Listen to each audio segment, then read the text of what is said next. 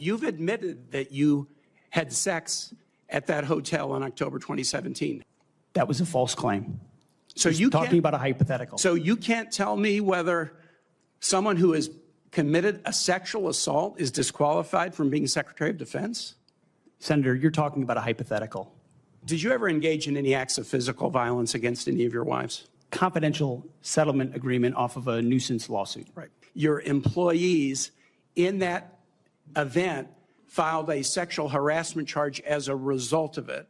Pete Hegseth has been married 3 times. He cheated on wife number 2 with the woman who became wife number 3 2 months after she gave birth to his child. He paid cash to a woman who accused him of sexual assault, signed a confidentiality agreement, then hid every single piece of that from Donald Trump when they were considering him for Secretary of Defense. And then Senator Tim Kaine walked in. Watch what happened. Thank you, Mr. Hegseth. I'm looking forward to this opportunity to talk.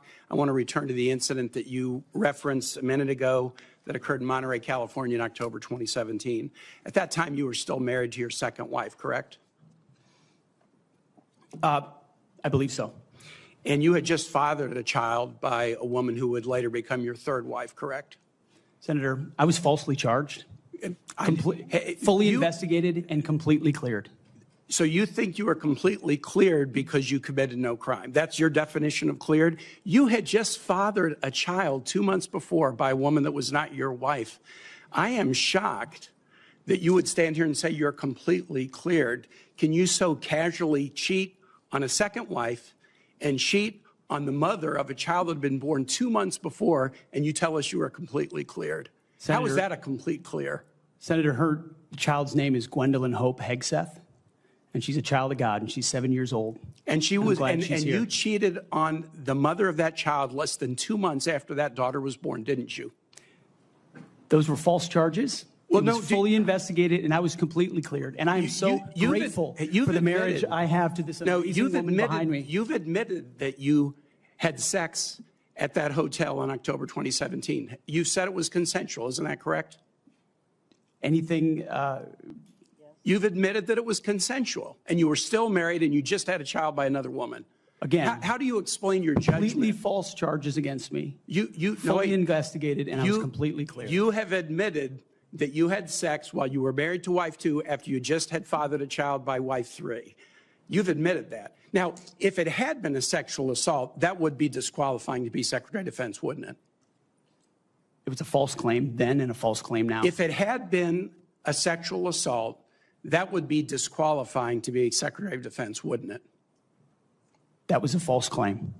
So you're talking about a hypothetical. So you can't tell me whether someone who has committed a sexual assault is disqualified from being Secretary of Defense? Senator, I know in my instance, and I'm talking about my instance only, it was a false claim. But you acknowledge fully acknowledge that you cheated on your wife and that you cheated on the woman by whom you had just fathered a child. You have admitted that. I will allow your words to speak for themselves. You're not retracting that today. That's good. I assume that in each of your weddings, you've pledged to be faithful to your wife. You've taken an oath to do that, haven't you? Senator, as I've acknowledged to everyone in this committee, not a perfect person, not claiming to be. But no, I just asked a simple question. You've taken an oath like you would take an oath to be Secretary of Defense in all of your weddings to be faithful to your wife. Is that correct? I have failed in things in my life, and thankfully I'm redeemed by my Lord and Savior, Jesus Christ. In finalizing divorces from your first and second wives, were there non-disclosure agreements in connection with those divorces? Senator, not that I'm aware of. If there were, would you agree to release those first and second wives from any confidentiality agreement? Senator, it's not something I'm aware of. But if there were, you would agree to release them from a confidentiality agreement? Senator, that's not my responsibility. Did you ever engage in any acts of physical violence against any of your wives? Senator, absolutely not. But you would agree with me that if someone had committed physical violence against a spouse, that would be disqualifying to serve as Secretary of Defense, correct? Senator, absolutely not have I ever done that. You would agree that that would be a disqualifying offense, would you not? Senator, you're talking about a hypothetical. I don't think it's a hypothetical. Violence against spouses occurs every day. And if you as a leader are not capable of saying that physical violence against a spouse should be a disqualifying fact, for being secretary of the most powerful nation in the world, you're demonstrating an astonishing lack of judgment. The incident in Monterey led to a criminal charge, a criminal investigation, a private settlement, and a cash payment to the woman who filed the complaint. And there was also a non-disclosure agreement, correct? It was a confidential settlement agreement off of a nuisance lawsuit. Right. During an interview, you claimed that you settled the matter because you were worried that if it became public, it might hurt your career. Do you maintain that you were blackmailed? Senator, I maintain that false claims were made against me. And ultimately, your attorney those used false the claims, phrase. I have the opportunity to attest my innocence in those false claims. But you didn't reveal any of this to President Trump or the transition team as they were considering you to be nominated for Secretary of Defense. You didn't reveal the action. You didn't reveal the criminal complaint. You didn't reveal the criminal investigation. You didn't reveal the settlement. You didn't reveal the cash payment. Why didn't you inform the commander-in-chief and the transition team of this very relevant event? Senator, I've appreciated every part of the process with the transition team. They have been open and honest with me. We've had great conversations between the two of us. And I appreciate the opportunity that President-elect Trump has given me. You chose not to reveal this, right? Because you knew it would hurt your chances. So you chose not to reveal this really important thing to the commander-in-chief and the transition team because you were worried about your chances rather than trying to be candid with the future president of the United States. Are there any other important facts that you chose not to reveal to the president-elect and his team as they were considering you to be Secretary of Defense? Senator, I sit here before you an open book, as everyone who's watched this process. With multiple non-disclosure and confidentiality agreements tying the hands of many people who would like to comment to us. Much has been made of your workplace behavior as a leader of nonprofit veterans organizations and as a Fox News contributor. Were you fired from either of the leadership positions with the nonprofits?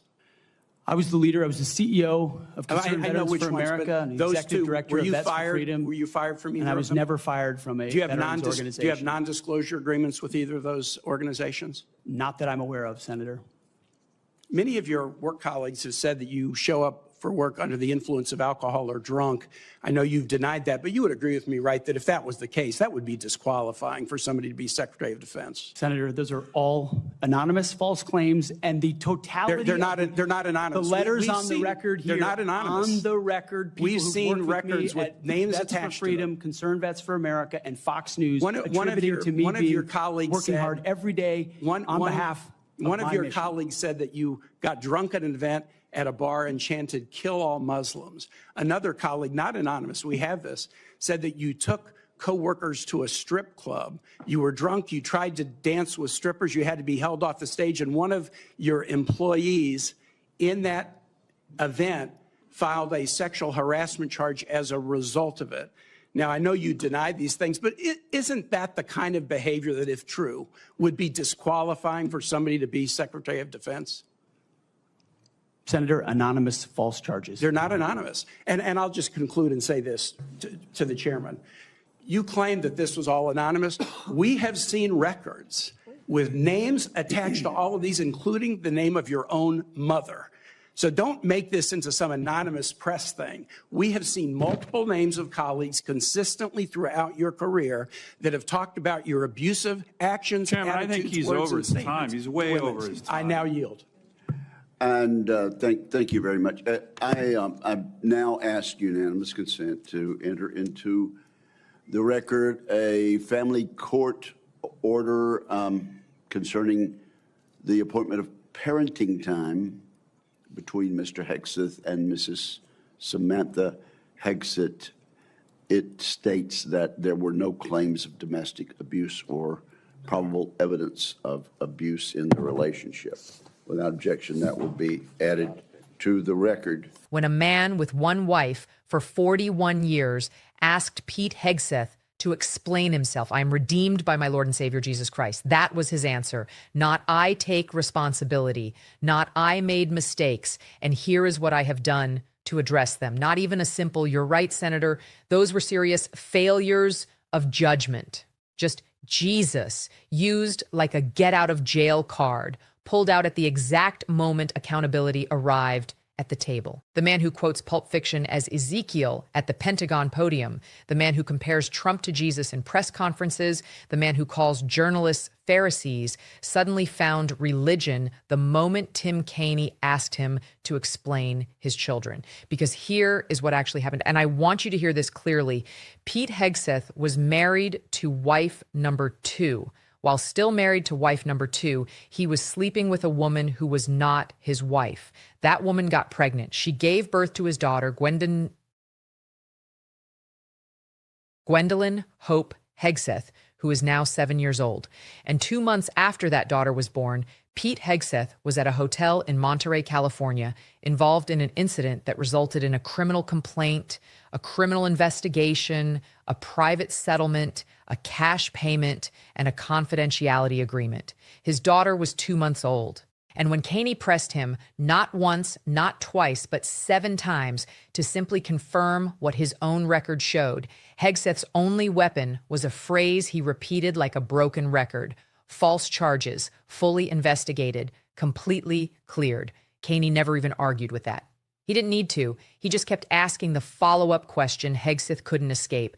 You've admitted you had sex at that hotel. You were married. You had just fathered a child by another woman. How exactly are you completely cleared? Because being cleared of a criminal charge and being a person of character are 2 entirely different things. And Hegseth, the man who lectures America about warrior ethos, about strength, about what it means to serve, apparently cannot tell the difference. Then came the oaths. This is the moment that should have ended the confirmation right there. Kaine asked, in each of your weddings, you took an oath to be faithful. You broke those oaths.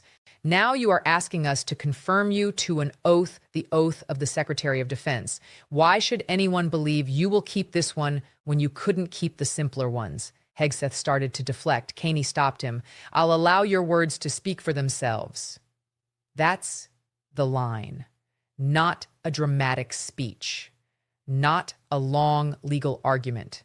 Just, I'll allow your words to speak for themselves. 5 words that carried more weight than everything Hegseth said in 8 minutes combined. Then the non-disclosures. Not one. Not from one wife. From multiple women across multiple relationships spanning his personal life and his professional career. The nonprofit organizations. The Fox News workplace. A colleague on record, not anonymous, on record with their name saying Hegseth got drunk at a work event, said he wanted to kill all Muslims, took co-workers to a strip club, tried to dance with strippers, had to be physically removed from the stage, and one of his own employees filed a sexual harassment complaint that night. His response to all of it, anonymous, false charges. Kaine's response to that, they're not anonymous, we have names, including the name of your own mother. His own mother, his words. Under oath, in front of the United States Senate, I chose not to reveal it, but he's redeemed by his Lord and Savior, Jesus Christ. Drop 1 word in the comments, just 1.